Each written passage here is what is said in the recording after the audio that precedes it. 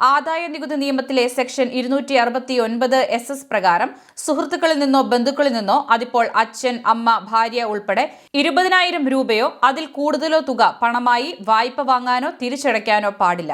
ഈ നിയമം ലംഘിച്ചാൽ വാങ്ങിയ തുകയ്ക്ക് തുല്യമായ തുക തന്നെ വായ്പ വാങ്ങിയയാൾ പിഴയായി ഒടുക്കേണ്ടി വരും. മുൻപ് വാങ്ങിയ കടത്തിന്റെ ബാക്കിയും പുതിയ തുകയും കിട്ടിയാൽ 20,000 കടന്നാലും ഈ പരിധി ബാധകമാണ്.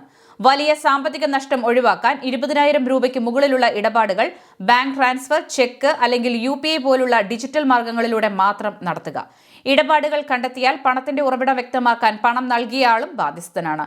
അതേസമയം സാധാരണ വായ്പകൾക്ക് 20,000 രൂപയാണെങ്കിൽ സെക്ഷൻ 269 ST പ്രകാരം ബിസിനസ്, സ്വർണ്ണ കച്ചവടം തുടങ്ങിയ പൊതു ഇടപാടുകൾക്ക് ഒരു ദിവസം പരമാവധി 2 ലക്ഷം രൂപ വരെ പണമായി സ്വീകരിക്കാം.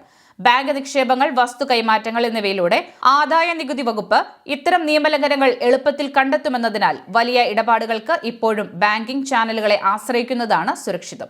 കൃഷൽ മീഡിയ എല്ലാ ദിവസവും വാർത്തകളും അറിയിപ്പുകളും ഡെയിലി അപ്ഡേറ്റ്സും ലഭിക്കാൻ ഇപ്പോൾ തന്നെ ചാനൽ സബ്സ്ക്രൈബ് ചെയ്യുക, ഫോളോ ചെയ്യുക. നിങ്ങളുടെ ലൈക്കും ഷെയർ നൽകി ഞങ്ങളെ സപ്പോർട്ട് ചെയ്യുക. നിങ്ങളുടെ അഭിപ്രായങ്ങൾ കമന്റ് ബോക്സിൽ രേഖപ്പെടുത്തുക.